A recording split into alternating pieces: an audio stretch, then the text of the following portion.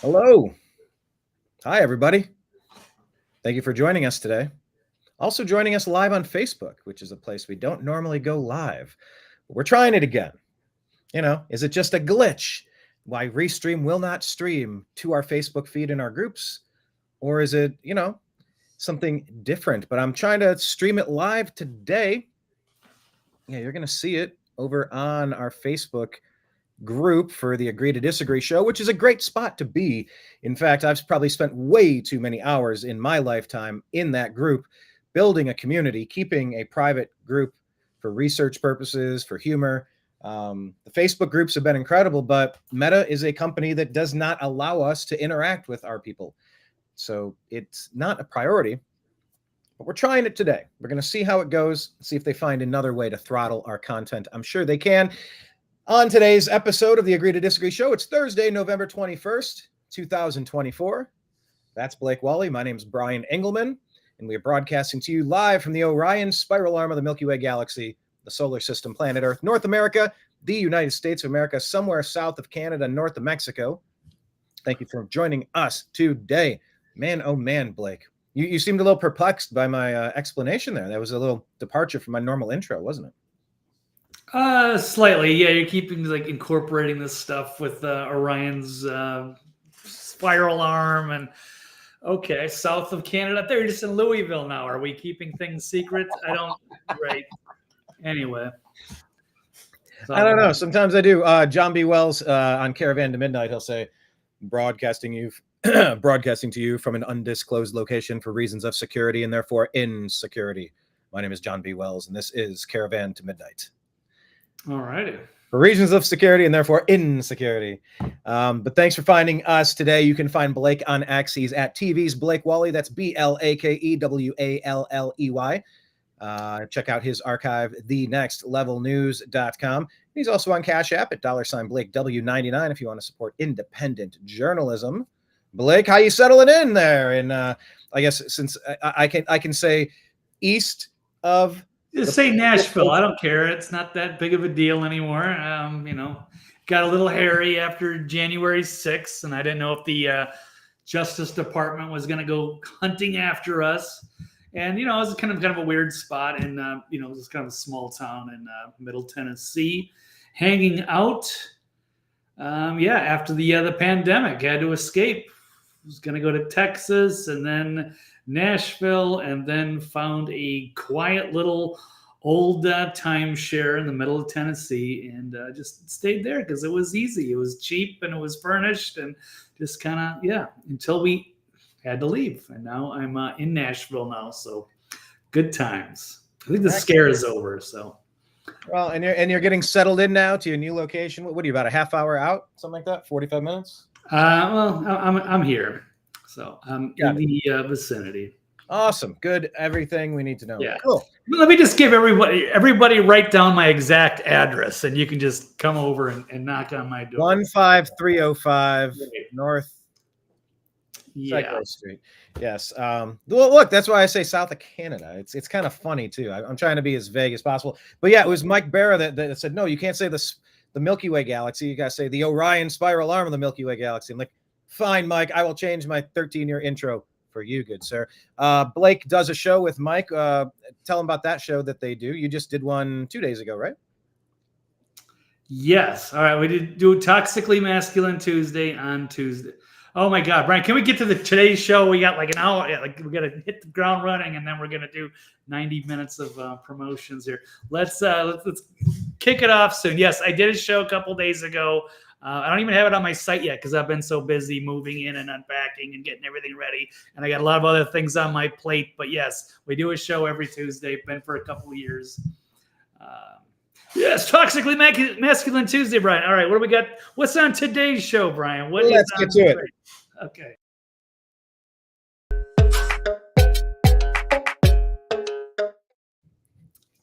All right, let's just start with isn't that like the Wolf of Wall Street? And then they get the meeting with the Swiss bankers, and they have some rule you got to chit chat for 30 minutes before you can talk business.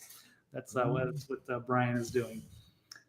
All right, it's 15 minutes for blah blah blah, and then get to the action. All right, it's all good. it gives people a moment or two to try to keep you on point. Sometimes we get sidetracked, and then next thing you know, the show's like 2 hours, and I'm freaking out. So anyway, thank you, Brian. What do we got? Biden administration pushing war with Putin to stay in power. Agree or disagree, Brian?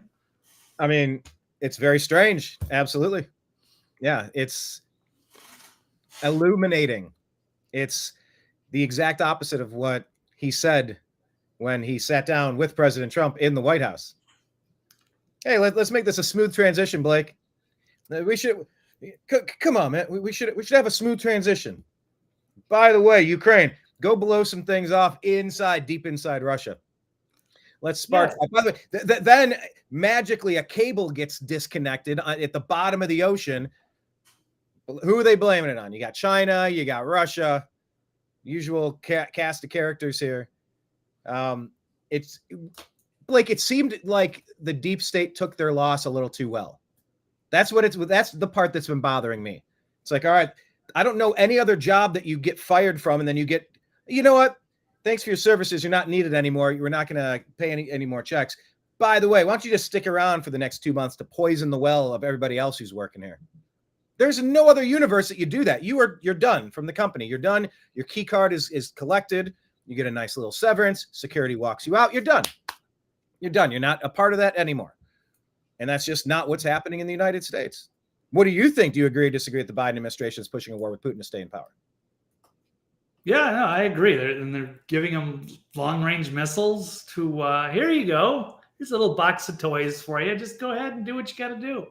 Right. So they fired missiles into Russia, and Russia has now retaliated.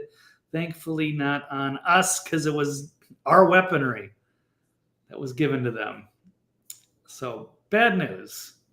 Yes, and the last administration, fine, is a lame duck period, but they should not be meddling with wars, because that's the one way that they could keep themselves in power, as if they have some kind of emergency powers that they give themselves and say, sorry, Trump, we got to stay here. This is an emergency. We're being attacked by Russia.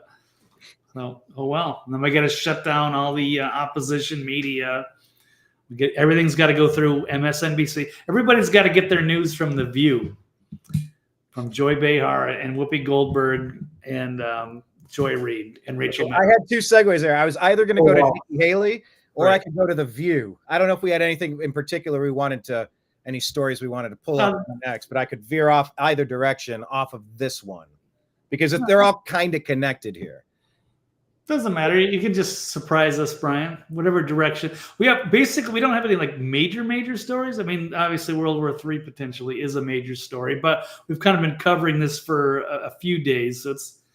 I mean, the latest is that Russia has fired back, and I think they used some like intercontinental missiles, not nukes or anything.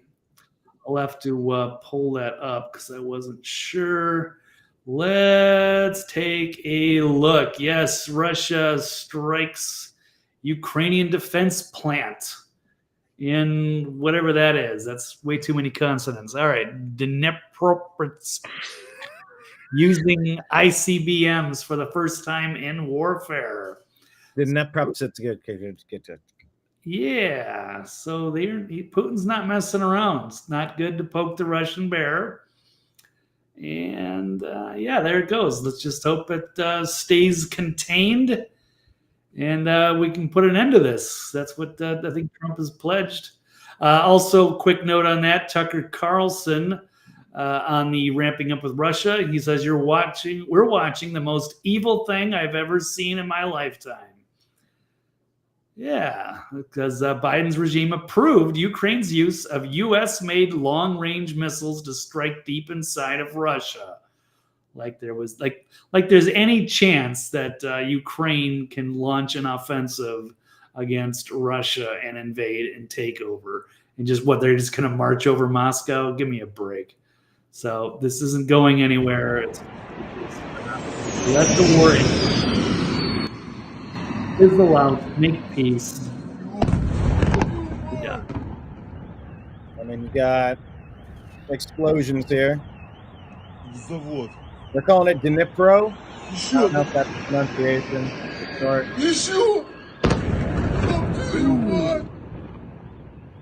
Following Ukraine's use of the British missiles, the U.S. missiles.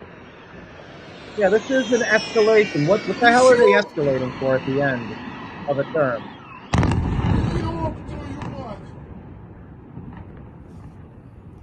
We don't hate the deep state nearly enough, Blake.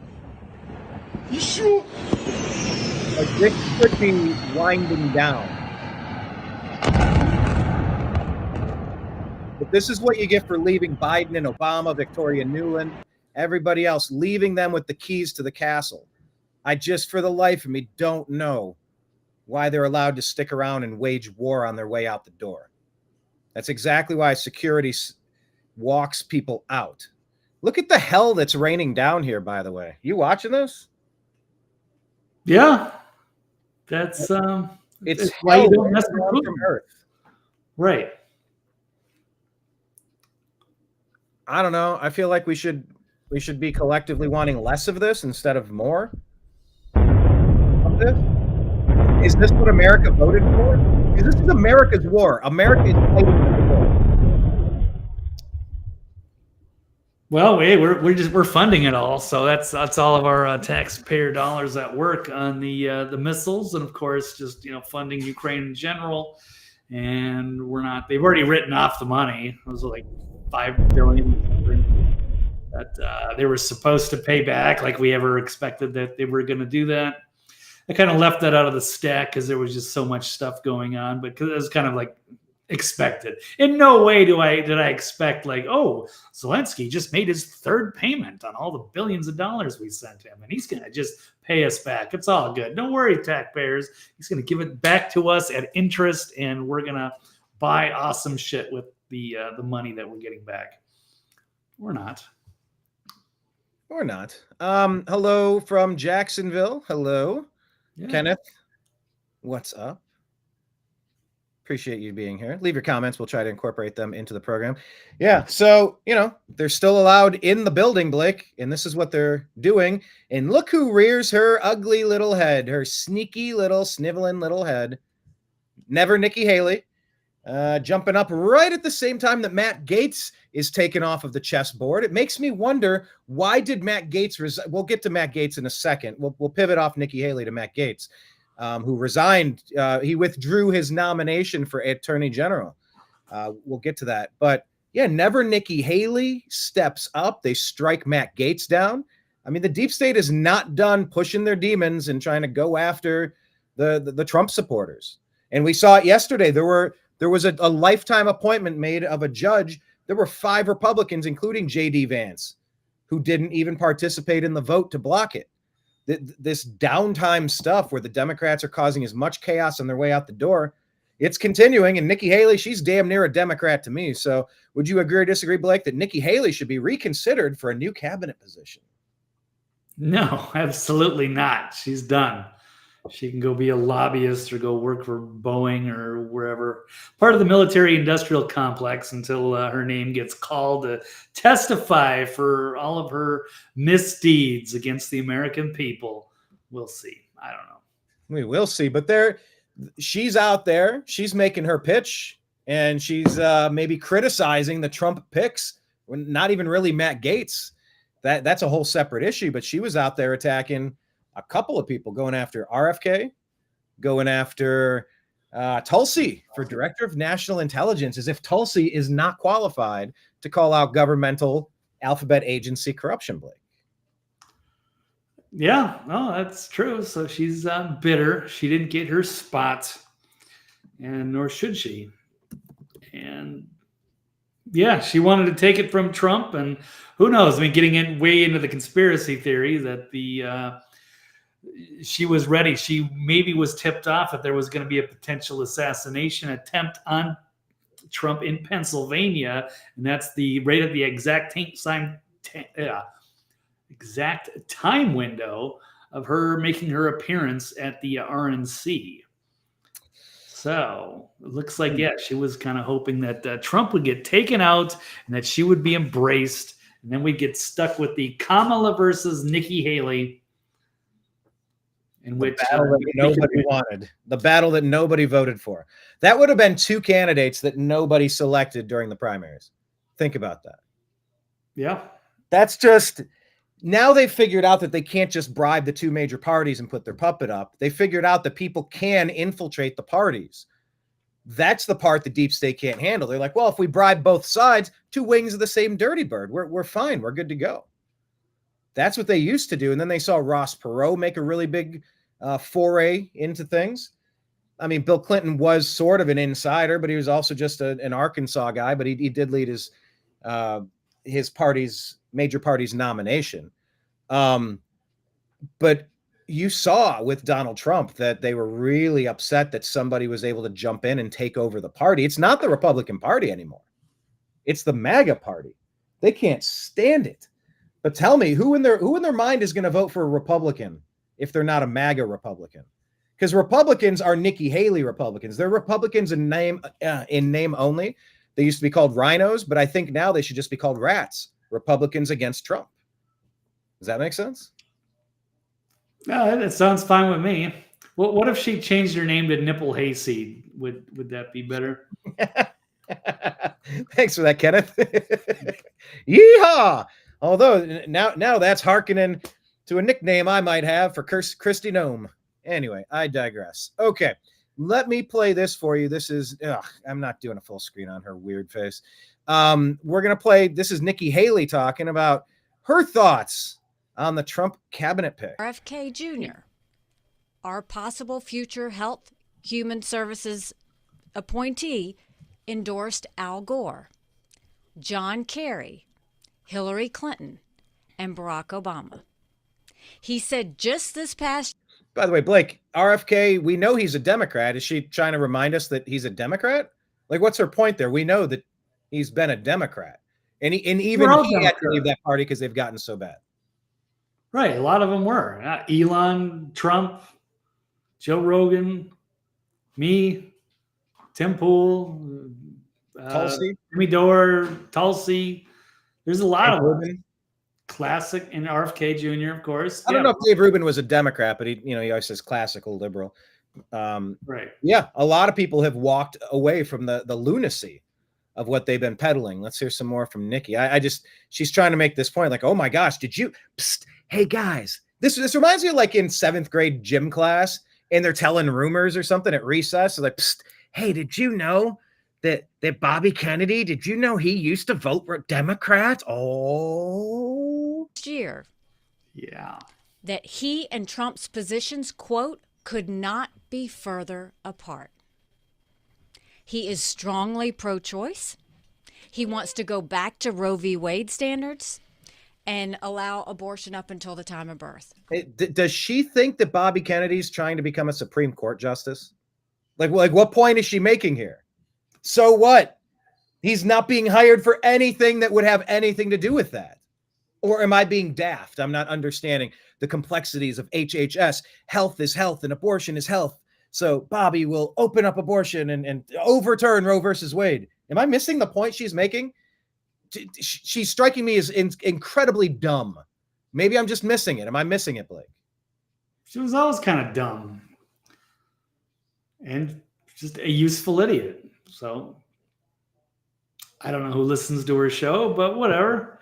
She was. Yeah, I listened to her for the first time today, and look, it's good for ratings, but man, the more she talks, the dumber she gets. The summary of it all, he's a liberal Democrat. Oh no, a liberal environmental attorney. Yeah, we know he's an environmental attorney, and the problem with poisoning our air and water is one of the reasons why he's getting involved, and I appreciate that. Trial lawyer who will now be overseeing 25% of our federal budget. Don't worry, sweetheart. Doge is going to cut plenty of that. And has no background in healthcare. Would you say Bobby Kennedy has no background in healthcare? No, I've seen 10 more people who have discussed health more often than Bobby Kennedy. He has no background in it. Am I mischaracterizing? No, she's a moron. Or she thinks her audience is stupid. I don't know. I guess it doesn't matter. So some of you may think RFK is cool. Some of you may like that he questions what's in our food and what's in our vaccines. But we don't know when he is given reins to an agency what decisions he's going to make behind the scenes. And I feel like that's what everybody says about Nikki Haley. We can't let you have position of power, which is why Donald Trump specifically said, Nikki, you're not going to be a part of the next administration. The concern had been growing that, oh, please, Trump, you cannot allow someone like her to get in a position of power because of the deal she's going to be cut behind the scenes.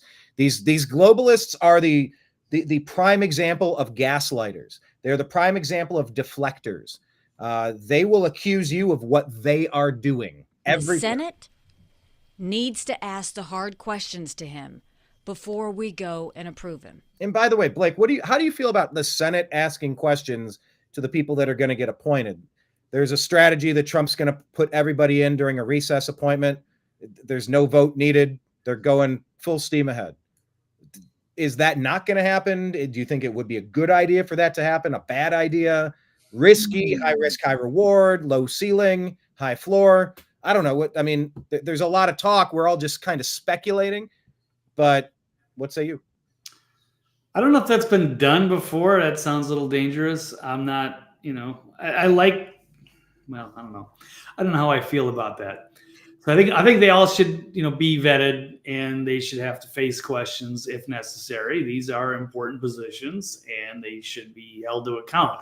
Obviously, they did that with Matt Gaetz already, and he has stepped down, unfortunately. So, we will get to that, but we can't afford to have the wrong people in there. And even if we hate the deep state Democrats, they are still allowed to, to throw their gotchas and try to trip people up, and Republicans would do the same. I wouldn't want the Democrats, had they won, God forbid, Kamala, and they put a bunch of like radical lunatics in cabinet positions, and they just decided they're not going to, have to go through the process and not face any questioning from the Thomas Masseys and the Rand Paul or the Matt Gaetzes. That would be bad news. So I would perhaps argue, though, that the Democrats absolutely put a bunch of lunatics in their cabinet positions, starting with the DEI hire of Kamala Harris in the first place. Biden said, before he said who he was looking for, what he wanted, he said, what was his exact quote? He said something like, I am going to insert a diversity hire here. And then he did that, like a non-qualified person. Kamala Harris, listen to her talk for 10 minutes in a row. I dare you. 20 minutes?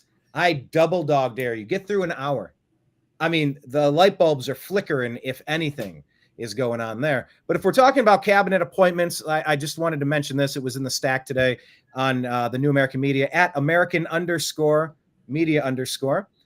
If we're talking about having testimony in front of people, this is breaking news today. Welcome back. Quick update. The Senate hearings on the threats to the homeland has been postponed indefinitely. Senator Rand Paul says Mayorkas and Wray are refusing to provide public testimony. Going to follow that story. So Rand Paul is saying that Mayorkas and Wray are refusing to have their open testimony now about the safety of our country, as we're all wondering what's going to happen, Blake, when all of these sleeper cells are activated in a Tet offensive. I believe it was a Tet offensive. Vietnam, I think it was, when everybody activated at once and went on like a rampage between now and Inauguration Day. I don't know. What do you make of Wray and Mayorkas not having their open testimony today about the security of our country? Right. No, it's disgraceful. But they were awful people from day one. So I guess it doesn't surprise me. And if I was them, I wouldn't want to show up and get grilled either. They've been involved in criminal activity, especially Mayorkas. So, that dude should be up on trial for treason. Yeah, absolutely. By the way, the Tet Offensive was a series of attacks by the North Vietnamese and Viet Cong forces on South Vietnam during the Lunar New Year, or Tet, holiday in 1968. It carried out by 85,000 troops, and it targeted major cities, different areas, different installations, etc. So, it's definitely something to be aware of, people. I don't trust anything about the administration right now, and I definitely don't trust Nikki Haley. Let's have her wrap this up as she tries to smear Tulsi Gabbard. The second one I have major issues about. Tulsi Gabbard, Director of National Intelligence. Yep. Now, everybody loves that she is now saying she's a Republican.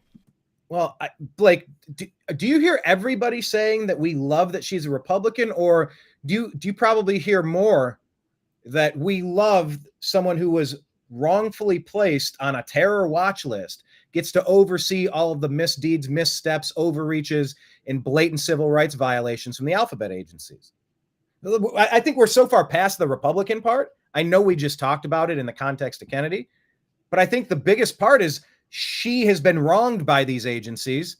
I am excited that someone who's been wronged with skin in the game is now going to oversee all of it. That's my take on it, at least. What say you?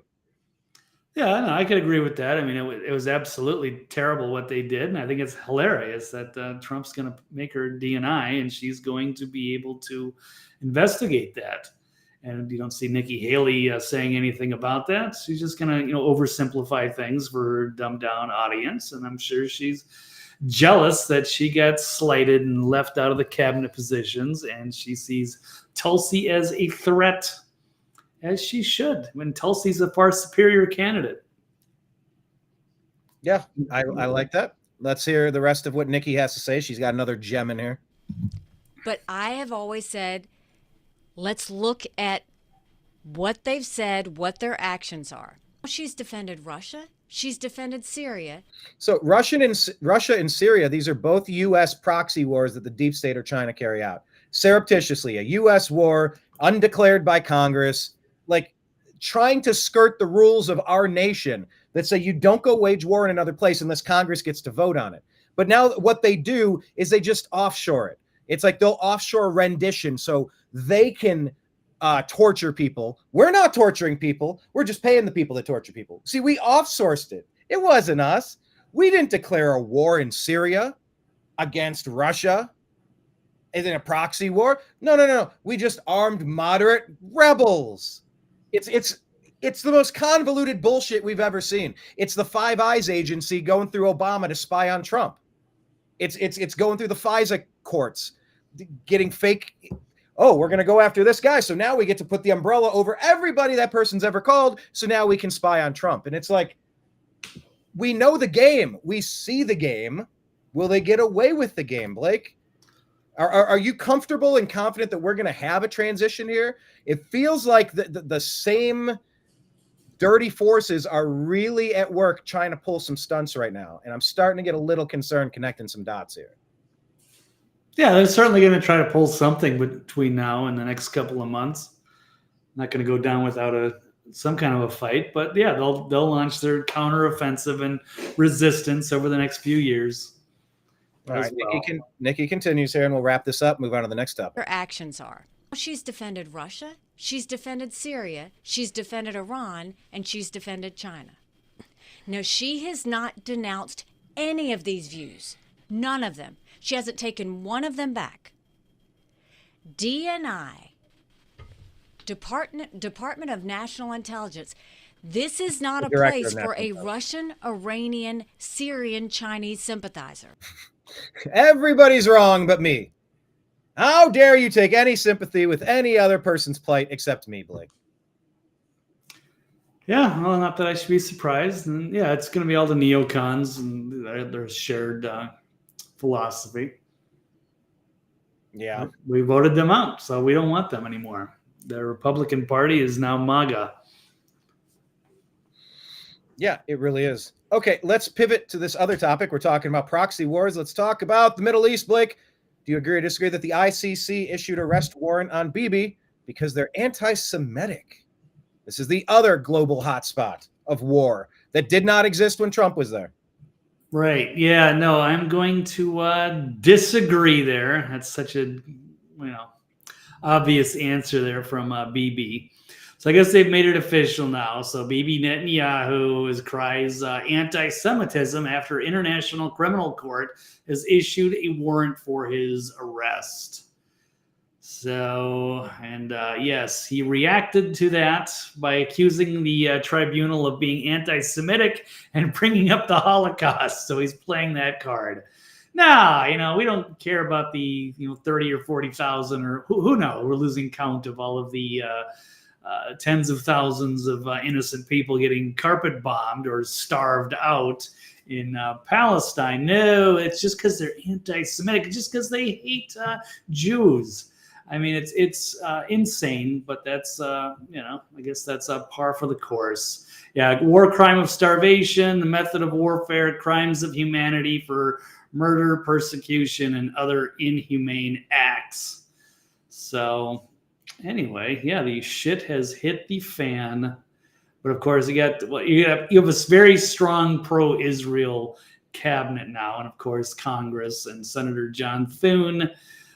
Saying if the ICC and its prosecutor do not reverse their outrageous, and on a lot of the people that are on the APAC payroll here, pushing back, saying if they don't reverse their policy of pursuing arrest warrants against Israeli officials, the Senate should immediately pass sanctions legislation, as the House has already done.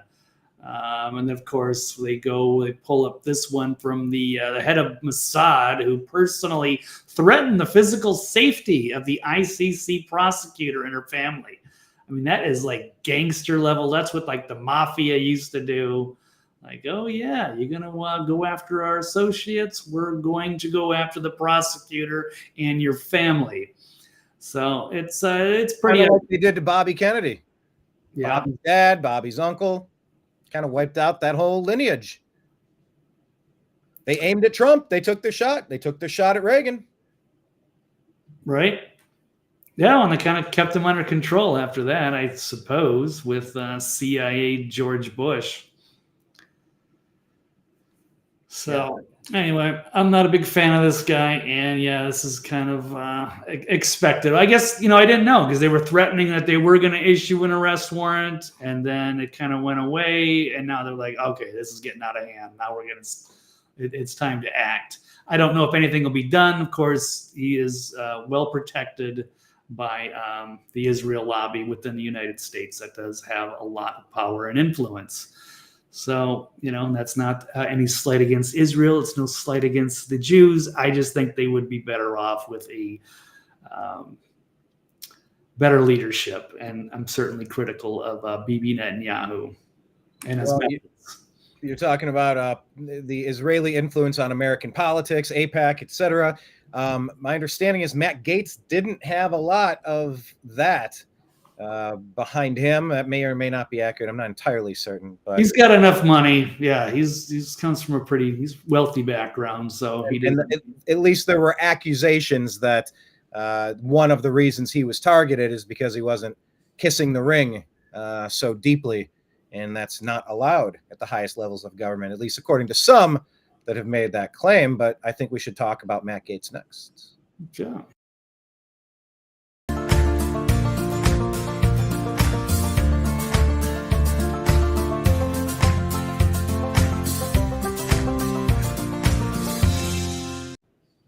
Okay, I could start with Matt Gaetz and move to The View, or I could start with The View and move to Matt Gaetz. I didn't know if the View comment that you had there, Blake, the question, if that was about Matt Gaetz, where she had to read the legal.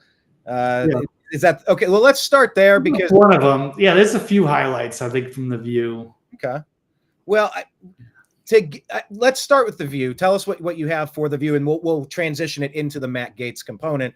Because, very recently, Matt Gaetz has just now withdrawn his name for consideration at Attorney General.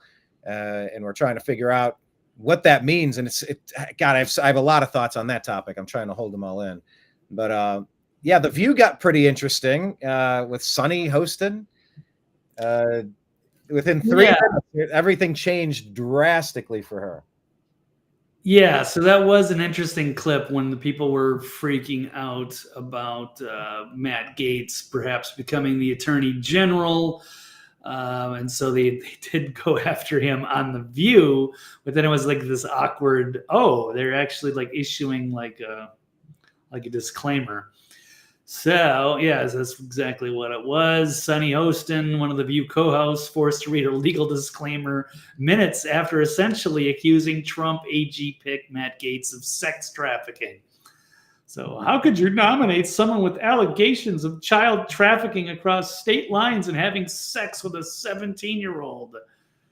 But then, my understanding further is that they discussed that once he found out she was 17, he stopped having sex with her, and then they put the legal note. Let's just run this. How could you nominate someone with allegations of child trafficking across state lines and having sex with a 17-year-old? My understanding further on in the interview, they discussed the fact that once he finds out that she's 17, he stops having sex with her. Sonny, you have a legal note. I do have a legal note. Thank you, Whoopi. Matt Gaetz has long denied all allegations, calling the claims, quote, invented, and saying in a statement to ABC News that this false smear following a 3-year criminal investigation should be viewed with great skepticism. That DOJ investigation was closed with no charges being brought. We'll be Right back. Yeah. Yes, that's kind of the thing. They ran these investigations 3 years. That's a long time. And that was with the Biden administration, weaponized DOJ going after everything they could because they hate Matt Gaetz. They fear him. And so they wanted to take him down. But on the flip side, he's now stepped down. It did appear that he did make payments to 18-year-olds. So there could have been a couple of girls. I don't know exactly. They haven't released the full report. I don't know if they ever will. He also kind of had a reputation as maybe being kind of a, fratty in his behavior. And that's, it's fine. But if you're a sitting congressman, you probably shouldn't be messing around with 18-year-olds, even though they're legal. I don't really care too much about what he does, but it does trigger some issues with the the ethics committee. And I don't know. I don't know that age has any consideration, like zero to me. So Brian, if you were in Congress, if you were a 36-year-old hotshot congressman, would you be trying to, I don't know, hook up with 18-year-old girls? I'm not saying he did. I don't know all the details. I know they tried to smear him with the 17-year-old. That might have been a setup, and they might have traveled, but he didn't know he was 17, but he didn't have a relation as far as I know, as much as they wanted to connect that. Yeah, they kept saying that there was an 18-year-old that turned the corner at a party and saw him engaged with sex. It's like, what corner are you turning at what party? That is a Diddy party for sure. You just turn the corner and they're just banging in front of you. I don't know. That part of the story seems rather unbelievable, but the guy that set him up with that, completely incredible. I think he's in non-credible rather. I think he's in jail right now for 11 years. Greenberg, I think the guy's name was. I don't know. Yeah. It seems like the same type of honeypot that Madison Cawthorn called out. It seems like the Diddy situation. It seems like Epstein. It seems like this is the major currency of the deep state. Throw some pretty awesome parties, bring some beautiful ladies, and catch you on camera and make sure that you are our puppet forever. Okay, I'm just kind of getting tired of the game. I understand it. I see it pretty clearly. Matt Gaetz says, I had excellent meetings with senators yesterday. I appreciate their thoughtful feedback and the incredible support of so many. While the momentum was strong, it is clear that my confirmation was unfairly becoming a distraction to the critical work of the Trump-Vance transition. There is no time to waste on a needlessly protracted Washington scuffle. Thus, I'll be withdrawing my name from consideration to serve as Attorney General. Trump's DOJ must be in place and ready on day one. I remain fully committed to see that Donald John Trump is the most successful president in history. I will forever be honored that the President Trump nominated me to lead the Department of Justice, and I'm certain he will save America, Blake. Matt Gaetz. But if that's the case, why the hell did he resign from his current position immediately? Now he's what? He's out of a job? How does that part work? And now they're saying he might be going for Marco Rubio's spot to jump over to the Senate. I don't know. Like, what do we make of this? Yeah, I think that could be the possibility. So it looked like he was going to take the attorney general thing, and then he resigned from Congress. And then once the scandal got brought up again, and then it's been a major war because they're not releasing the information. So people naturally expect the worst, and it's become a distraction. And there clearly is, well, I don't think that he actually had sex with a minor. Well, the accusation is a 17-year-old, and as soon as he found out, he cut it off immediately. He's like, I thought you were 18. Right. So that one, I think he is cleared. That's absolutely exonerated from that. However, if he did pay $10,000 to a couple of 18-year-olds and he was doing salacious stuff, it's not that it's illegal. It's just, is that somebody you want as the attorney general? And I know he's been accused of doing a lot of other saying and doing perhaps pervy things, but he's, kind of the rich frat boy guy, which, I really like the guy, and I was hoping that he would get in that position, but I understand that that's going to be a distraction, and the optics aren't going to be good for the American people, whether they're, of age or not. It's just probably not mature behavior of somebody in Congress. Again, I would give him a pass, but I understand if he's going to step down, and perhaps that does pave the way for him to take a spot in the Senate instead. So that's still be cool, and that's good for him. Rather than trying to do every 2 years in Congress, he's now got a nice cushy 6-year term as a senator, and I think that's fine. Then all this stuff can be swept under the rug. One other just quick note I had on. There's a couple of them. Oops. Yeah, this is a big story. I until you reported it, because I did a lot of my news research a couple of hours ago and was working on something else. And when you added this in the stack, I'm like, I missed the Gaetz resigned. How the hell did this happen? I didn't see it. I didn't have it on my bingo board, especially for today. I just broke maybe 2 or 3 hours ago. So I know he's getting some good testimony from his shock twist of his ex-girlfriend who testified, reveals support. Yeah, I don't think he's a bad guy. He's just, he's a party guy. Probably a fun guy to hang out with, but probably not somebody at the same time that should be, the Attorney General of the United States. You want to hold to a higher standard. One of the other things I thought was interesting was Joe Scarborough was reportedly petrified of Matt Gaetz becoming Attorney General and investigating the suspicious death of his intern. So that could have been interesting, certainly. So Joe Scarborough flies down to Mar-a-Lago, talks with Trump, and then the next day, Gaetz is gone. Did Scarborough have something to do with this? Cutting deals behind the scenes? Was Gaetz ever intending to take this position? Was it always just a ruse? Is it 4-dimensional chess? Trust the plan? Yeah. It seems foolish to me that he'd resign from a post, and you didn't need to do that. You didn't need to resign immediately. You could wait. You're not even confirmed. Why? Don't resign while you don't jump until you don't leave solid land and just, what is that? Take a leap of faith. In Indiana Jones, where he has to walk out, there's that big chasm and there's no bridge there, and he just has to lean forward and he falls down, and that's when the foot hits the invisible bridge. But you had to have the faith to take that step. You don't take that step unless you have faith that you're going to get it done. So why did Matt Gaetz do the thing that he didn't have to do, and he didn't get it done, and there he is? So Blake, I don't get what happened here. Was this a mistake or 9-dimensional chess? Yeah, I mean, some people are speculating that like this is all just a troll of the deep state. We're gonna put Matt Gaetz in his AG and get everybody to panic, and then I don't know about that one. Yeah, kind of legitimately wanted him. Is Matt Gaetz now doomed to work at Dollar General? Yeah, he is a wealthy man. Yeah, he was playing chess or playing second base, second fiddle, second base. Right. Yeah, I think he was victim of like a major extortion scheme. So 100% he was. Right. Yeah, his family has a lot of money, so yeah, a major extortion scheme. So I figured this was just going to be like, whatever, move along. I'm surprised he stepped down. Or are there more skeletons? And they cut a deal saying, look, we're not going to do anything with this. We'll even maybe put it in writing, but there's other stuff, and that's not going away unless you step away. Or just threatened with you got to go. I don't know. I'd love to hear some more of these stories. The game of what's that? Not Game of Thrones. What's the one? House of Cards. Yeah. Like basically all the backroom deals, like how How do you make the sausage? You're never supposed to look at how they make the sausage. And that's what they say about Washington, D.C. Okay, that was The View. Let's talk about making the sausage with Jussie Smollett. Oh, wait.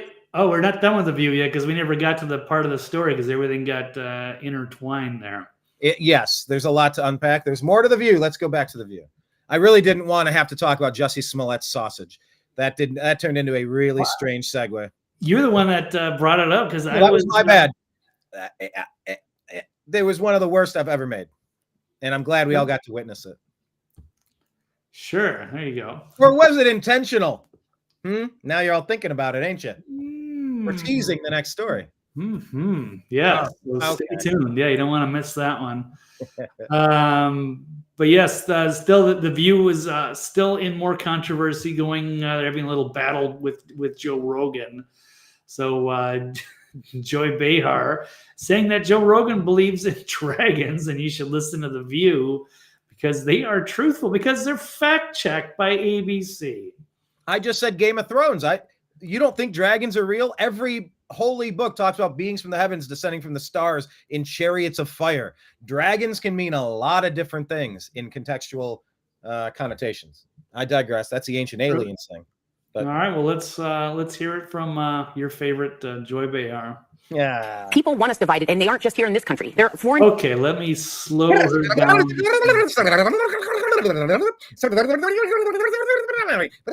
speed do you listen to people on, Brian?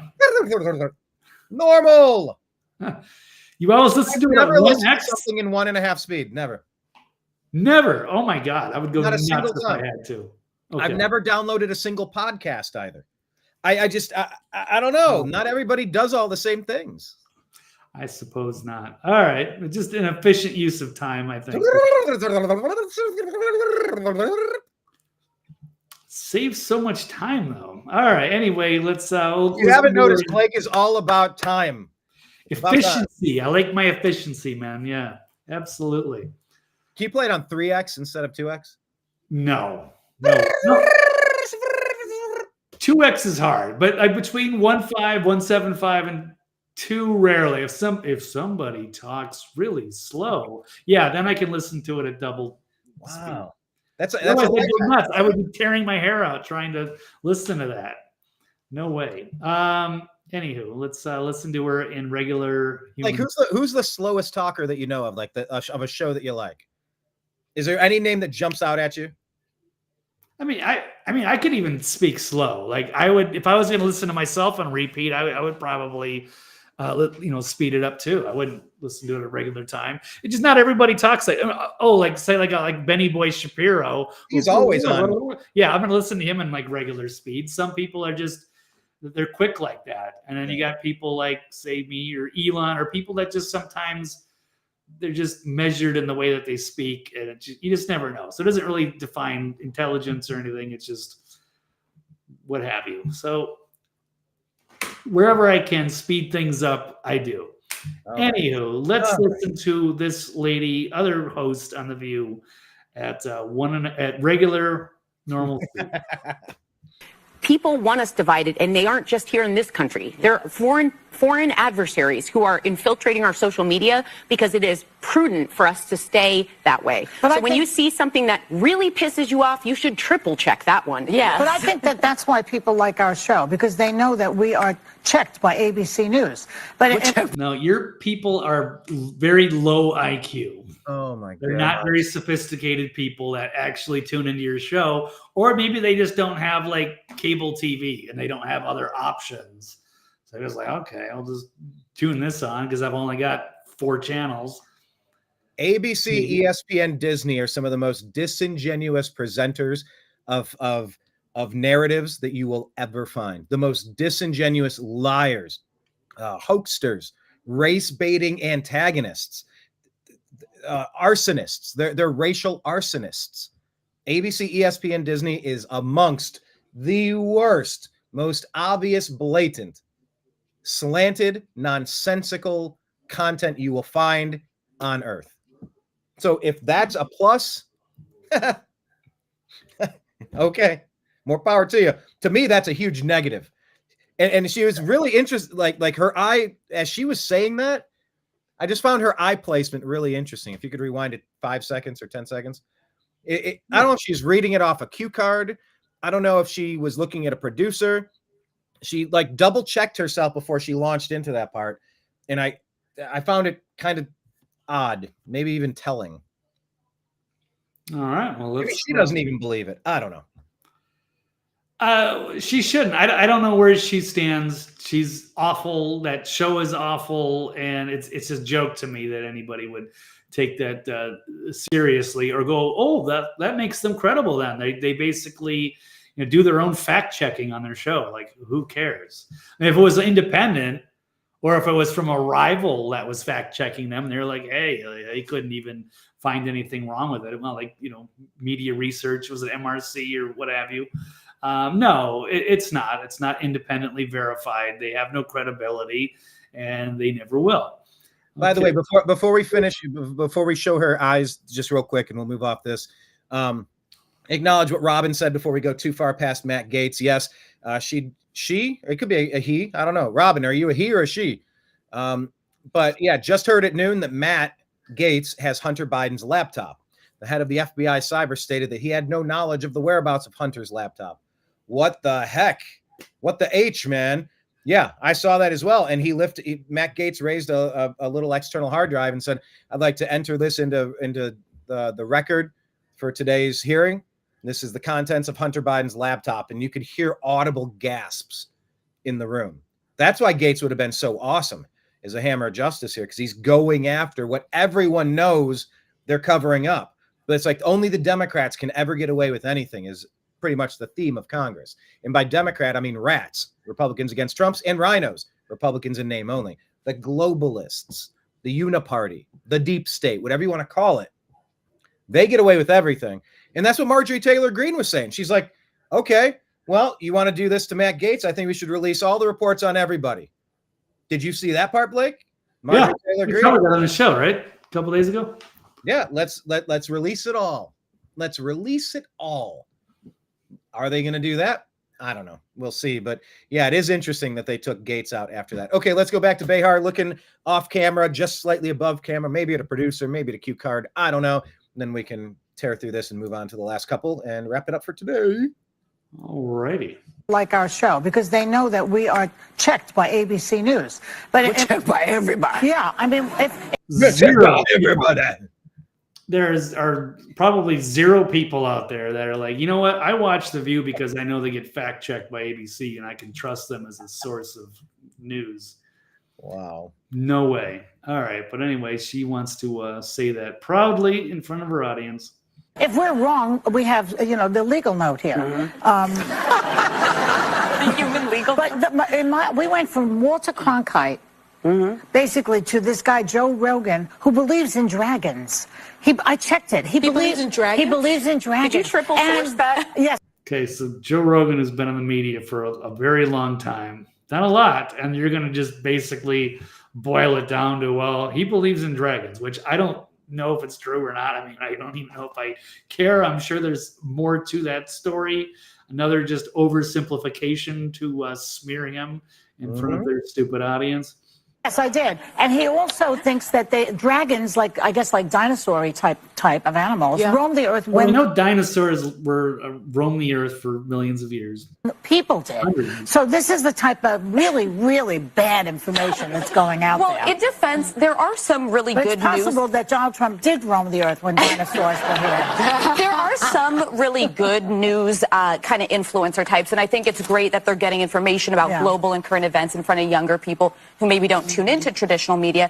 But to Sarah's point, there has to be some fact checking and actually verification of the things that are shared, because I spend a lot of time on Instagram Reels and I'm served up things that I get outraged about, and then I realize, oh, that's not even true, but I have the sense to go and look it up. But what I do worry about with this, like the Blue Sky versus X, because a lot of people I follow on X, Twitter, have now left to go to Blue Sky, I worry we're all going into our own echo chamber. So we had this, this election that was tense. Donald Trump won, and the right is going to stay on X, and then the left is all going to be on Blue Sky. How do we try to talk to each other?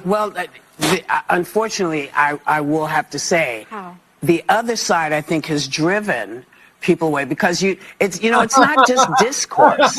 It's nasty name calling. Hold on. Oh, God. Wait a minute.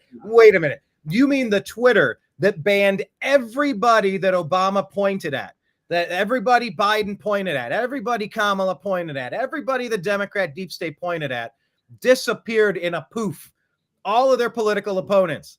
And she has the gall to say it's the Republicans that drove people away. Wow. Blake. Oh, yeah, drove her away and some of her, cohorts. Yeah, they're afraid and they're leaving because they're losing the narrative.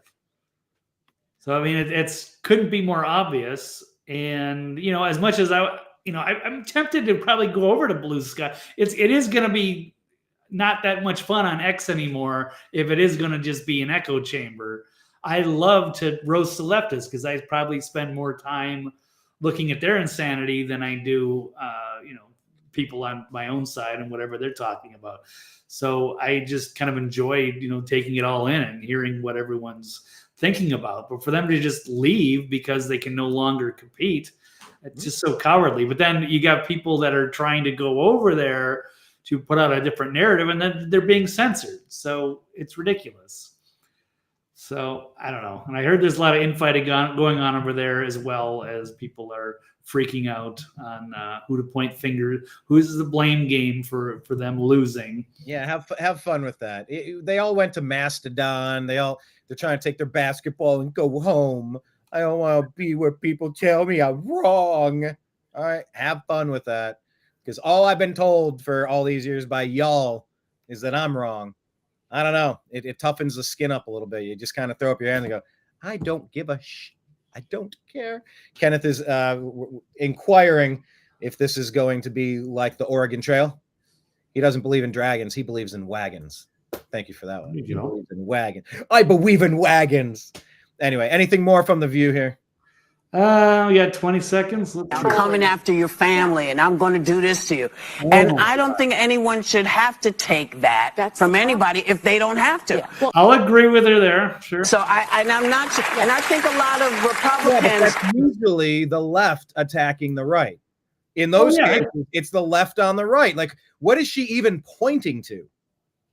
Right. A lot of people that are in those positions that have millions of followers that are famous like that, they're going to go get their threats and awful, trolls from people. Yeah, that's certainly going to be a thing no matter what.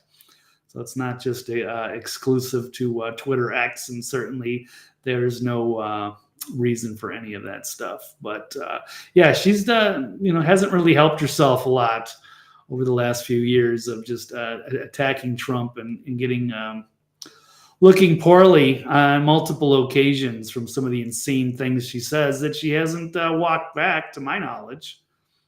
But let's check her out. There's 16 seconds. Who also are getting that because they have opinions that may differ from what is being said. They're moving as well because, and I know why also, because, as I believe, Elon Musk is the actual vice president. Ooh, wow, she's on to something. Oh, my God. Ridiculous. I don't know. Maybe, who knows? He's got some influence, but I mean, that's a bold. Let's get a fact check on that. How about? Hey, there we go. Since we're fact checking comedy now. I mean, if you call it do comedy. Well, speaking of comedy and whatnot, Joe Rogan has answered back. Oh, I think he's kind of like trolling them in response. By the way, we'll go from Joe Rogan to Jay Leno, another comedian. JayLeno JoeRogan. Okay. All right. So, Joe Rogan has updated his bio as a dragon believer. Another one. Oh, they're making AI pics with Joe riding a dragon. I think they've switched some of these up. There's new ones. Anyway, let's go to the latest one. Joe Rogan trolling The View. And I don't know, somebody added chickens. We went from Walter Cronkite, basically, to this guy, Joe Rogan, who believes in dragons. I checked it. He believes in dragons? He believes in dragons. Did you triple source that? Yes, I did. And he also thinks that dragons, like dinosaur type of animals, roamed the earth when people did. So this is the type of really, really bad information that's going out. Okay, there we go. So yeah, a little friendly feud behind the scenes. Dragon Joe Rogan and The View. Believer, Dragon Believer. He should always announce himself as Dragon Believer from now on. That would be pretty great. Let's go from one comic to the other. I said let's do Jay Leno because this is interesting. Yeah, Jay, man, he's had a tough couple of years. His face was badly burned. They said it was because of a car. Was it? I don't know. And then he shows up all out of sorts. And do you agree or disagree that Jay Leno is lying about his Hampton Hotel tilt? Wow, that's tough to say. You don't read these out loud before you type. Nope. Do you agree or disagree that Jay Leno is lying about his Hampton Hotel hill tumble incident? There you go. Glad I could help. Yes, I Hampton Hotel hill tumble. It's the hill tumble. Hill tumble. Hill to tum is really tough. Hill tumble incident. But why is Jay Leno staying at a Hampton Hotel? Can we? But then again, he's just a very cheap guy. I know people like this. I might know people like this very closely. Very thrifty. Just thrift is the number one thrift. Thrift will get you. Thrift is the thing. But why is Jay Leno at a Hampton Hotel? It's the venue that's paying these. I don't know. I'm open. What say you, Blake? What's going on here? Well, let's take a look. Where's my share screen at? So, yes, Breaking 911. I put out this tweet. I mean, it's everywhere. It's from Inside Edition, and it's just the regular paparazzi. Found Jay Leno. He's been seriously injured again after the comedian says he fell down a hill at the Hampton Inn. So we'll run this clip. What on earth happened to Jay Leno? Oh, your poor face. Look at my eye. Oh my God. I mean, there's one thing having a black eye, and there's another thing, your entire face looks like, you just got bludgeoned hard. And that's supposedly, why was he on? And then, of course, people were quick to point out why none of this adds up. He's looking like Frankenstein out there. Like, it's gruesome. Like, the whole side of his face and the eye is massively swollen. He's looking like a pirate out there in a patch. Yeah. And then all of a sudden they had a weirdest, excuse is that he was at the Hampton Inn and fell down a hill. Yeah. Let it play. Let's listen to this. Okay. How believable. Gosh, Jay Leno is all bruised up. The left side of his face is black and blue. His eye is swollen shut. And look at his injured wrist. I broke my wrist, lost the nail on the finger, and then I'm all black and blue. The comedian says he fell down a 60-foot hill. I said, well, the hill doesn't look that steep. Let me take it down. And then You rolled down a hill? Oh, shit. That's not true. No, that's true. Jay Leno says he was staying at a Hampton Inn about 30 miles outside of Pittsburgh on Saturday night when he wanted to have dinner at a local restaurant before his show. Instead of walking a mile and a half down the road, he decided to take a shortcut down the hill. Not a good idea. This is believed to be the steep incline he tumbled down. Well, I hit a bunch of rocks. It was 60 feet. Incredibly, the famous workaholic legend performed just 3 hours later without even taking a day off to nurse his injuries. Last night, he was back at it again, performing at a comedy show in Beverly Hills. This is just the latest mishap to afflict Leno in recent years.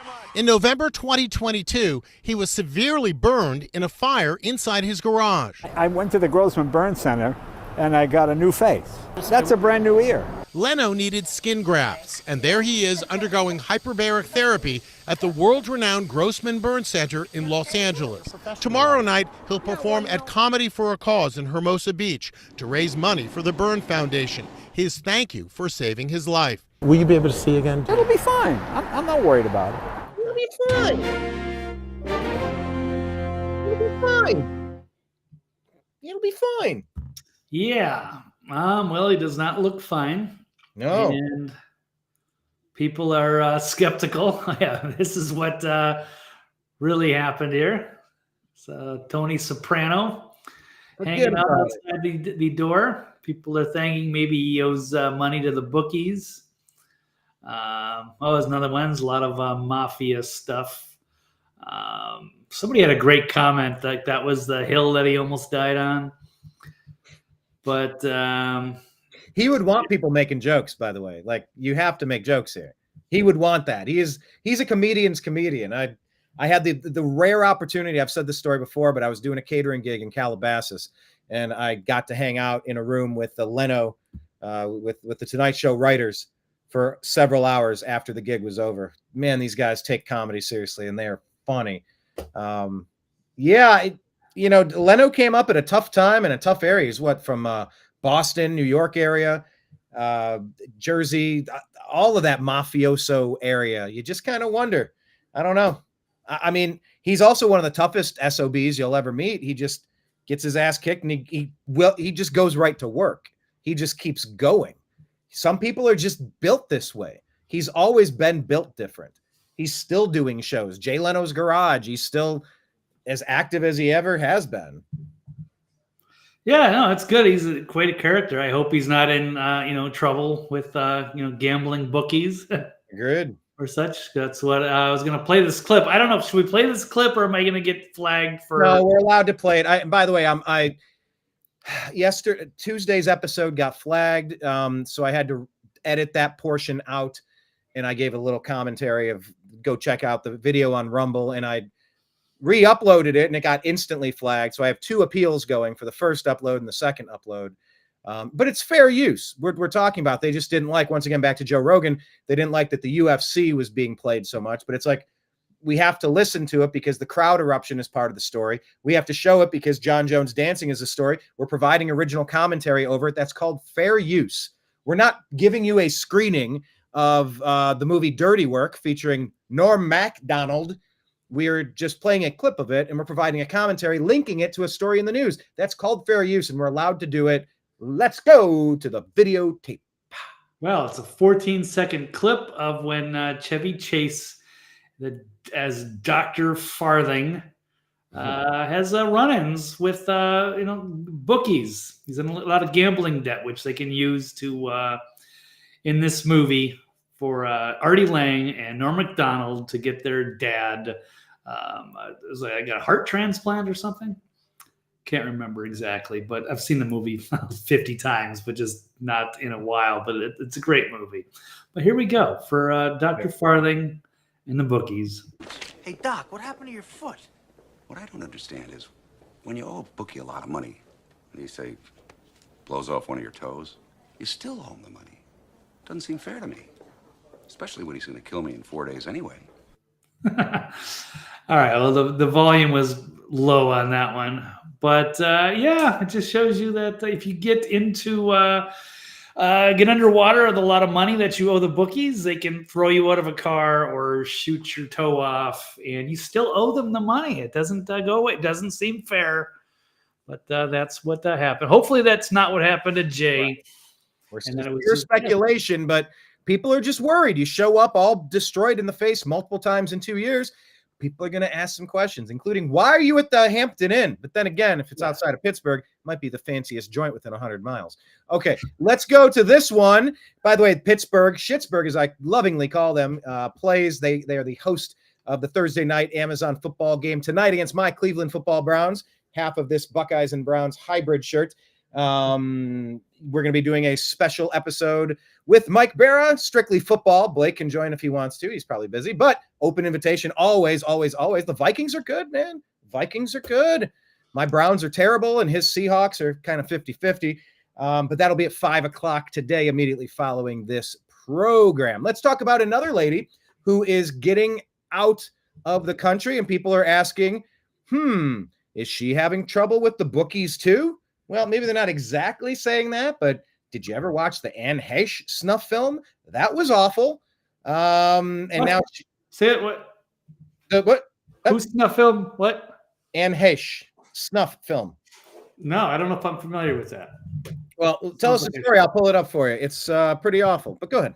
Okay, so Ellen DeGeneres, former star host of, also a fellow comedian. Actually, she was pretty good.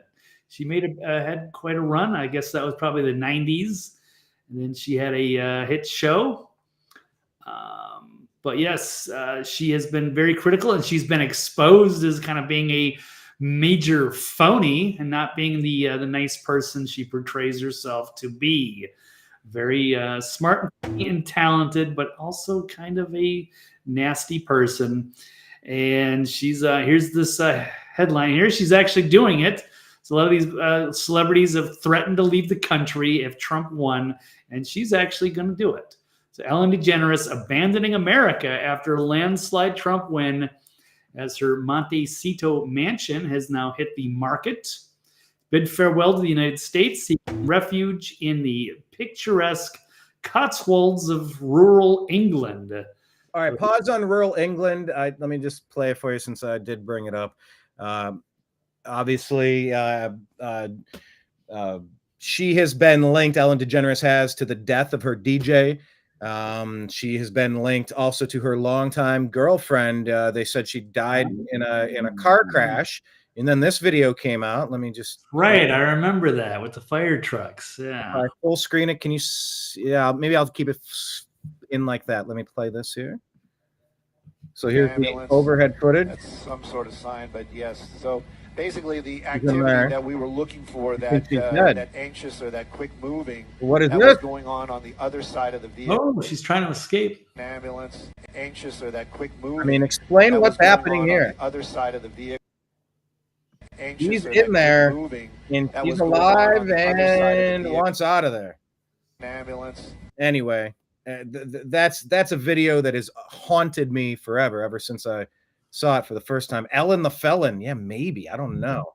Blake, you remember that video now that I played it? Now I remember. Yes, that was bizarre. So, yeah, kind of like Obama and his chef. But yeah, that person was still alive. So, and I think she knew what was up to, and probably, I don't know, who knows what actually went down behind the scenes. Yeah. But Ellen DeGeneres has a lot of secrets. She seems to be involved in some really awful stuff. How many Diddy Obama parties has she been to? Ask Chrissy Teigen, who said the Obama thing was the most exciting sex she ever had when she was talking with John Legend, and John Legend shot her the look like, woman, shut your damn mouth about that. Ryan L. is saying, sorry, Canada, and sorry, rural England, for the people who are fleeing to your area. They are not our best and brightest. They're sending the dogs. They're sending the cats. Right. And so Elon Musk put out this little skeptical emoticon to bring this issue up, because somebody... Pause. Blake, that should be the title of your book. Skeptical Emoticon. I like it. All right. It's a good name for a punk band. Yeah, especially in this era, right? Not that we know what emojis are. Yeah. But they dug up this old tweet from Ellen DeGeneres from about 8 years and 17 days ago. Says she's wishing Puff Daddy, P. Diddy, the happy birthday, whether you call him P. Diddy, Puff Daddy, Sean Combs, or as Ellen has her own little pet name for him called Cuddle McSnugglestuff. And you don't need to know why. No, we don't. I'm sure she would like to keep that all a secret. And her whole set on her Ellen DeGeneres show is like straight out of the Epstein Island. It's like the exact same, building. So there's some really sinister, creepy stuff. Ellen DeGeneres is a degenerate, and she is... That has been her nickname for a very long time. Right. That's how I knew her for a very long time. By the way, another one on social media, you get the game, you get it for 20 years, your advantage.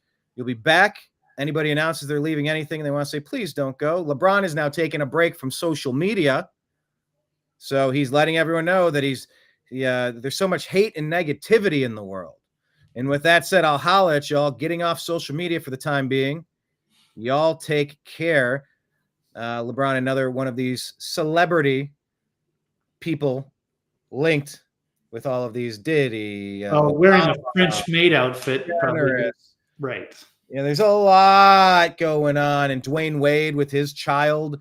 There's there's a lot of interesting partial stories going on. Really interesting. What happened with Dwayne Wade? So there's more to the... So not only did he have the worst statue of all time, He's got something going on with his kid. Oh, yeah. And they wonder if it's a humiliation ritual. They don't know exactly what's going on, but it is. This is Dwayne Wade here. He and his trans son started a business. So, yeah, it's just been really important that he's trans or the person's trans. And, you know, here you go. Here's the trans thing that you're gonna love it. You might not be ready for it yet, but your kids are gonna love it. What's that from? What movie is that from, Blake? I know it. It's well, Back to the Future. Question of the day: do you know what the quote is from? Before I say it, 3, 2, 1. Did I already say it? Back to the Future. You might not be ready for this yet, but your kids are gonna love it. There you go, little Johnny Be Good. All right. Yes, there we go. Good call. Okay, let's get to the rest of this, and we will wrap it up here. Look, we're just going to stay on all the celebrities that have been part of the Obama Ellen DeGeneres cult for the past couple of years. Jussie Smollett, thank you, Dave Chappelle, for forever renaming this character. Do you agree, disagree that he deserves to have his conviction overturned, Blake? Overturned, Blake? No, I'll disagree. He should definitely do the time. Yeah, I kind of cut this from the stack because I thought he had already been released or what have you. And then his conviction has just been officially overturned now, so he doesn't have to go back to the Illinois penitentiary, wherever he was. I don't know. But yeah, he's a liar and a sociopath, and he deserves. And he still has zero regret or remorse over it. Well, of course, because he has no shame. If you're a sociopath, you don't have empathy. Embarrassing. He destroyed his career trying to smear MAGA. Exactly. All right, let's hear the report here. Breaking just now, the Illinois Supreme Court on overturning actor Jussie Smollett's conviction on allegations that he had staged a racist and homophobic attack against. By the way, LeBron accused the same exact thing, that there was a racist hate crime at his home. No evidence provided. I wonder where Jussie got the idea. Racist and homophobic attack against himself in downtown Chicago in 2019 and lied to police. Just a little color from his attorney in a statement to Fox saying, quote, "This was not a prosecution based on facts. Rather, it was vindictive persecution, and such a proceeding has no place in our criminal justice system." That breaking just now. Well, that's hilarious. We will have more on that throughout the day. That's a hilarious way to present that case, Blake. I mean, the damage done when you start playing with these racial hoaxes is immeasurable, incalculable, insufferable, intolerable. You absolutely can't. Inconceivable. You cannot have. That was for you, Kenneth. You always ask for that one. And plums. You cannot have a culture if you're going to be staging race hoaxes to stir up. I mean, right in the middle of all of these BLM, Antifa attacks across the country, the domestic terrorism that the Democrats have been fomenting and funding, encouraging, and throwing kerosene onto. So I don't know. I think it's pretty important. I don't think any of that should be overturned. I think it's deadly serious. I think the people who make false allegations against others when they're found guilty should have to serve the same length of time that person would have had to serve if they were found guilty of it. I think that's the absolute truth. False accusers of SA, I think they should have to serve the same sentence. You cannot threaten to ruin people like that. The penalty has to be severe. I don't know. Am I going a little too far there, Blake, or should we? No, they need to make an example of him for what he did and what the consequences of if he had gotten away with that are just immeasurable. Well, that's a good segue to this one. Yeah.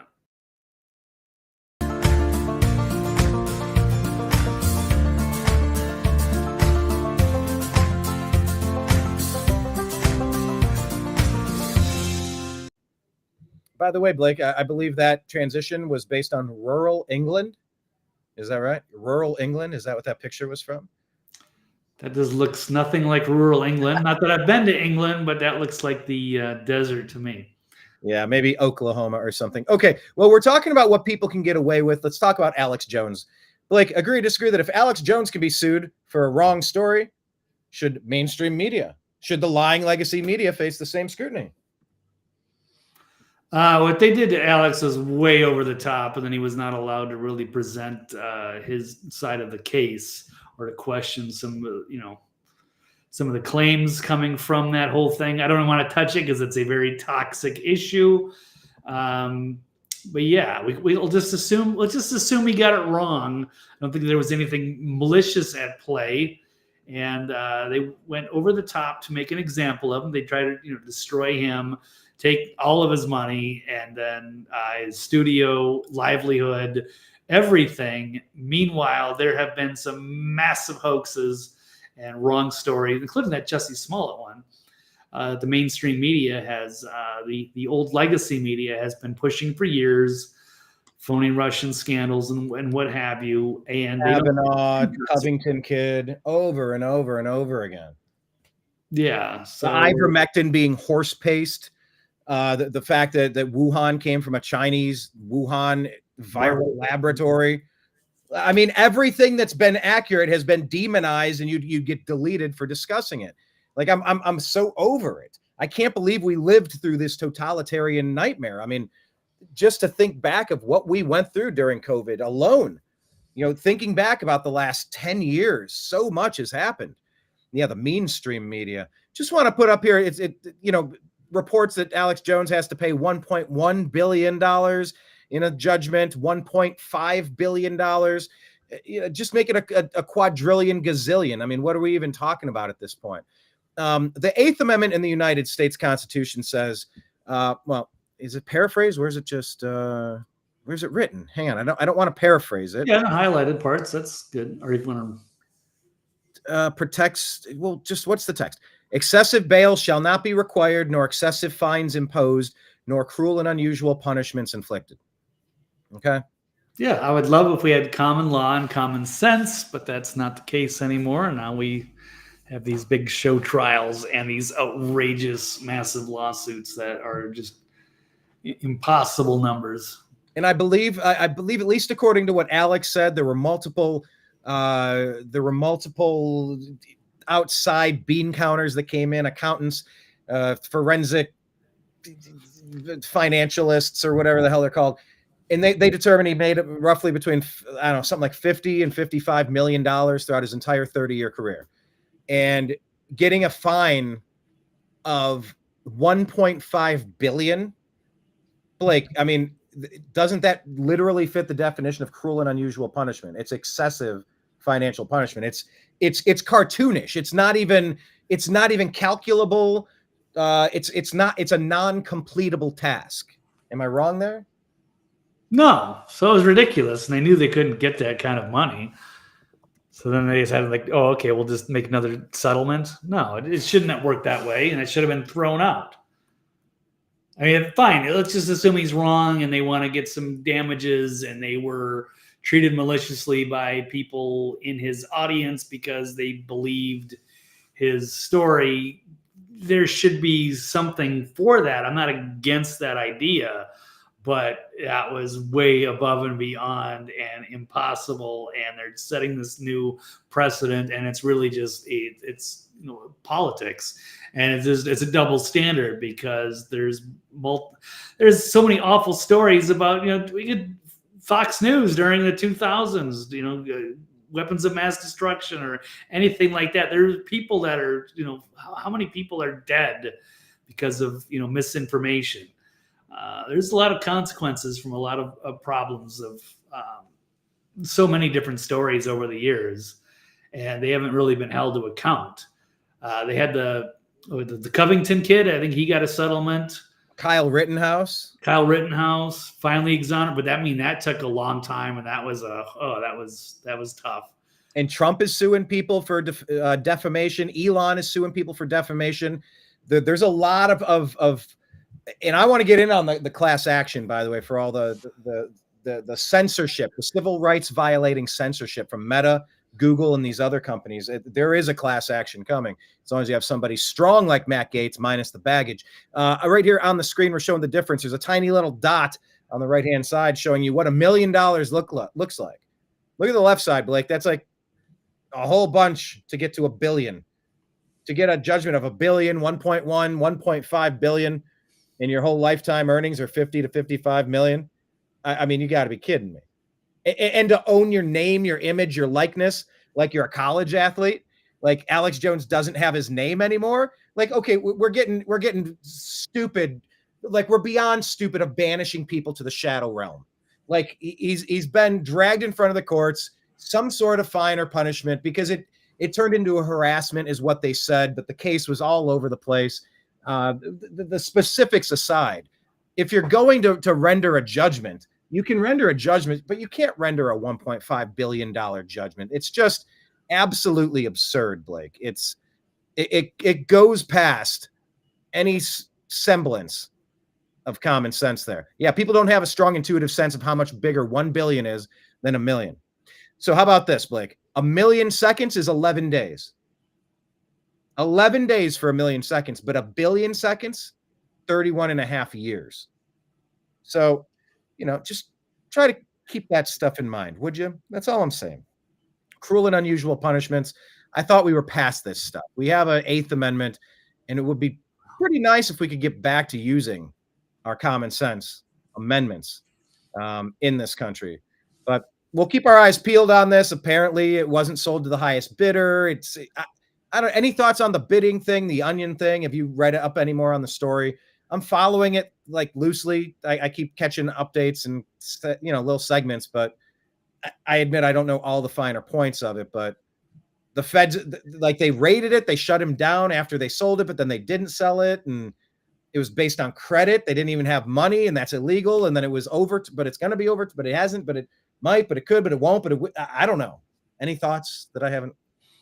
I'm not a legal guy, but it appears that they did something improperly, and that wasn't a valid auction as it was supposed to be.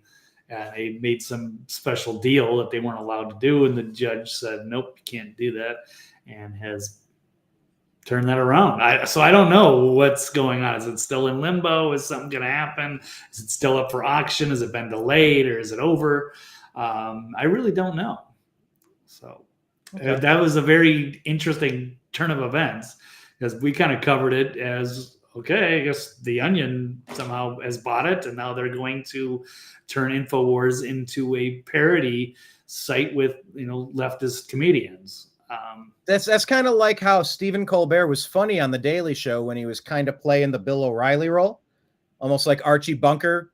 It was so Archie Bunkerish, but Meathead was the crazy lefty, but right. The audience actually kind of liked Archie. Yeah, he was rough around the edges, and he said some stuff that made you cringe, but you sort of, I don't know, it just made it, I don't know. It's you see how things turn too, because I mean, that's kind of, I could relate to that during the day, where it was like the Republicans were just overly conservative and backward, and they were warmongers, and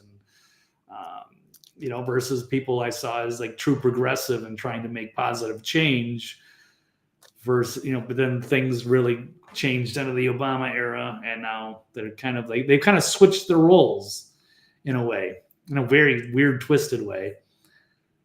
But let's talk about weird and twisted. Now, Rob Reiner, Meathead, I guess he's just came back to Twitter after storming off after Trump won. Yep. Welcome back, Meathead. Oh, Meathead, we missed you so. Anyone check in on Stephen King? See how he's doing? Maybe Alyssa Milano? I don't know. Are they ever going to learn? No, I don't think there's any reaching out, and they'll never admit that they were wrong. And Alyssa Milano is total flaming narcissist, sociopath. Stephen King, maybe he's blackmailed or something. I don't know what that dude's story is. What about Mark Cuban? Mark Cuban instantly said, well, you ran a good race. You won. We lost. Let's move on. Like, he wanted to quickly end it and get out of it. Like, it felt like he was getting pressured, and it was finally done. He goes, I'm stepping the fuck off of this. All right, you're done. Moving on. But Mark Cuban went bonkers for a while. It's just interesting to watch the players, the key players, and wonder what's going on. He made such a gigantic ass of himself, and he just kept digging himself into a hole every day. It's like, dude, just back away, shut up. Like, why are you getting involved in this?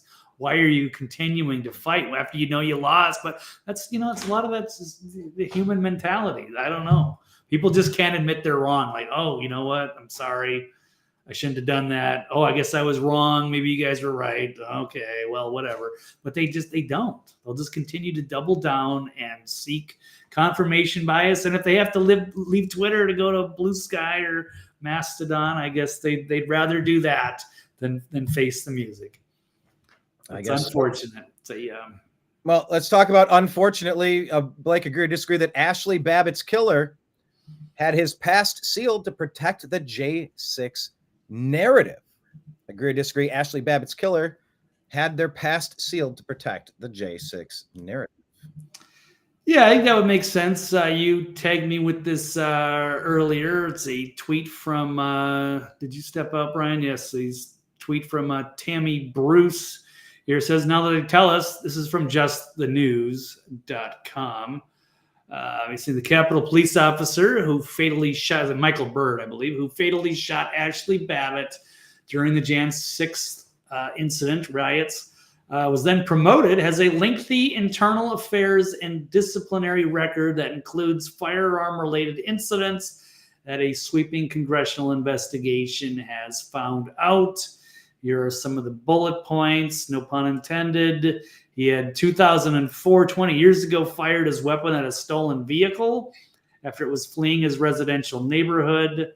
2015 is a conduct unbecoming an officer complaint filed by a fellow officer after Byrd, again off duty, confronted him while the officer was working at a high school football game with potentially racial overtones. Potentially racial overtones.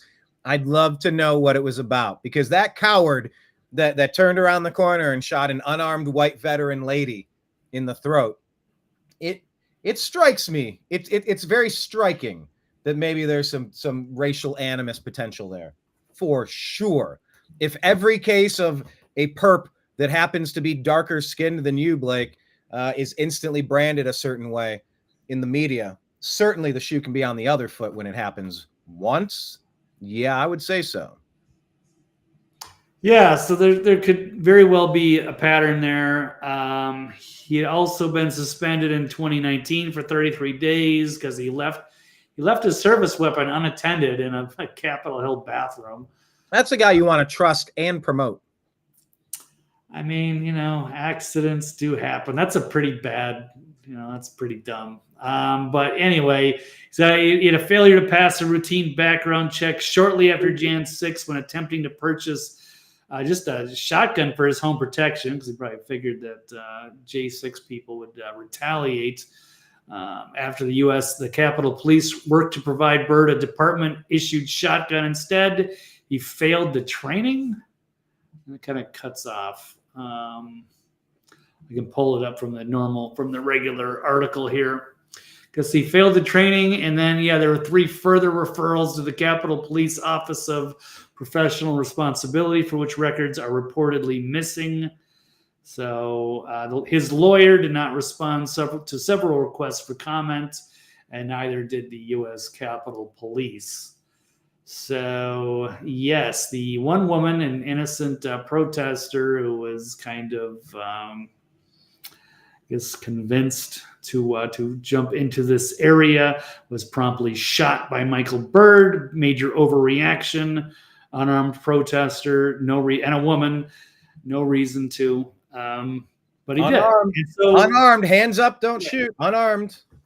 But since their narrative, the only shot fired that day from hundreds and thousands of people that were armed, the only shot that was fired that day. Put that into context. That is very relevant.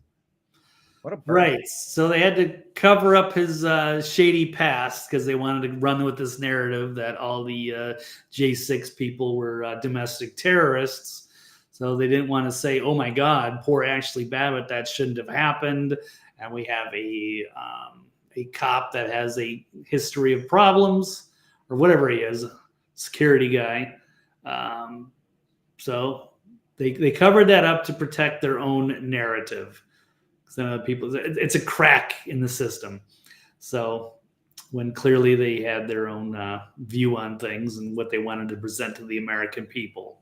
Yeah, so, he's heroic. He's a heroic guy for daring, this lady trying to invade the Capitol.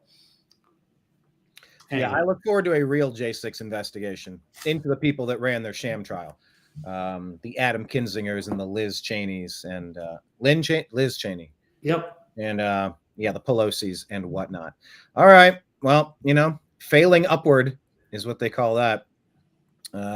Okay, final comment here, final story here, failing upward. What about this Jaguar ad campaign, Blake? Do you agree or disagree that people, they don't understand the genius of the new Jaguar ad campaign? And that was I don't know if you have a picture of the thumbnail that you can show, but Blake always makes great thumbnails.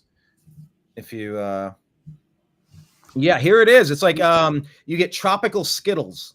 This looks like tropical Skittles or like the Starburst. It's the pink and the yellow and the red.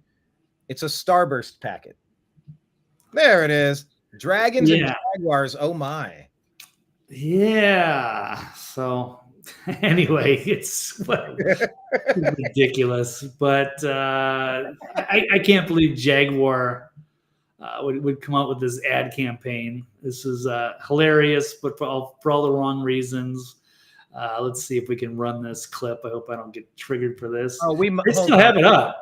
We might get triggered for well, play it. Well, can you play it on? Well, what do they say? Is there music?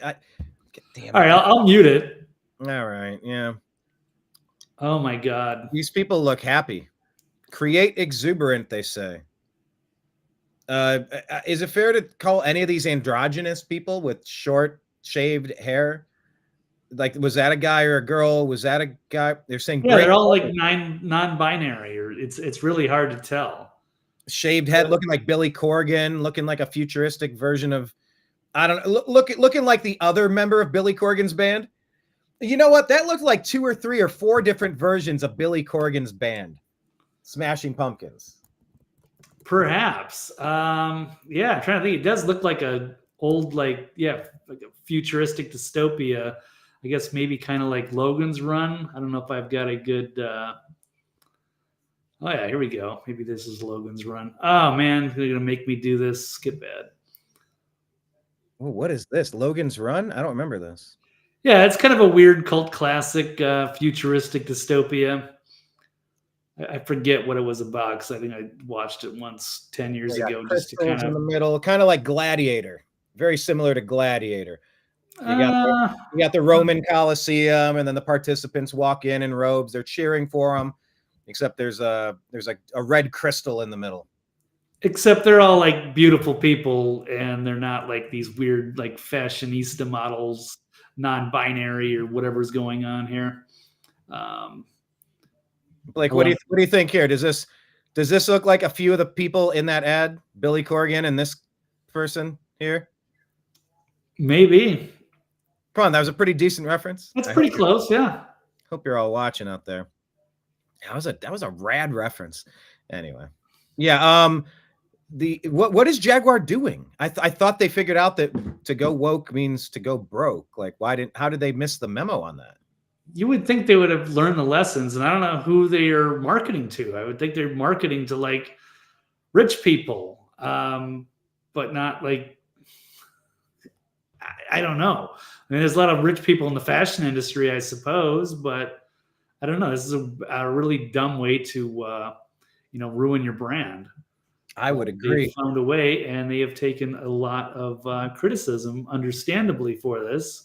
I think this tweet was pretty hilarious. The new Jaguar ad campaign. Hate to break it to them, but nobody wants a car with tranny issues. Got some weird. I don't know how much of this, if I can show some of these other memes and what have you. Oh, goodness gracious. But yeah, disaster. I mean, who's going to boycott? It's not like I can boycott it. Like, I was going to buy a Jaguar. Now I'm going to buy a Toyota. But I kind of like Toyotas. Right. Yeah, that's not really our demographic. We could easily switch from Bud Light to, Coors. I don't know. We could switch from Bud Light to, I don't know who owns a rival beer company, but yeah, we're not really in the market for Jaguar at the moment. Ryan Ellis saying that the mathematicians are scratching their heads. They certainly don't look like engineers. No, they don't. They do look I don't know what they were going for. I don't know who they're marketing Jaguar to, but good luck with that. Let's check back in a quarter or two and see how it works. It's this dude. I don't know. The mastermind behind the Jaguar's disastrous woke rebrand. He's a BLM supporting LGBT activist who pledged to enhance the car company's commitment to diversity and inclusivity. Okay, fantastic. Bravo. Well done. Yeah. Hey, but people are talking about your brand. I just don't know that the adage of no publicity is bad publicity rings true. I don't know that it rings true. Yeah. Santino Pietrosanti. So we'll see. We'll see how many new Jaguars they sell. All right. Blake is on X at TV's Blake Walley, thenextlevelnews.com, and you can donate to him as an independent journalist. He always appreciates that. On Cash App, $ Blake W99. Blake, any final thoughts until we next speak, sir? No, I guess not. You got to do your show in a couple minutes, so you better get ready. You get Strictly Football, getting ready to my Browns play tonight, and I'm only watching to hope we lose so we can get the #1 overall draft pick so that we can pick the wrong quarterback. Yeah, what it's like to be a Browns fan. But Blake, you're more than welcome to join. I would love to have you in talking about football if you were ever interested.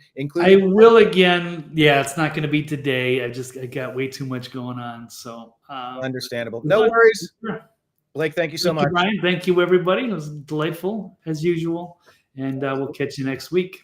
All right. There he goes, everybody. TV's Blake Walley. Make sure you're following him and checking out his stuff.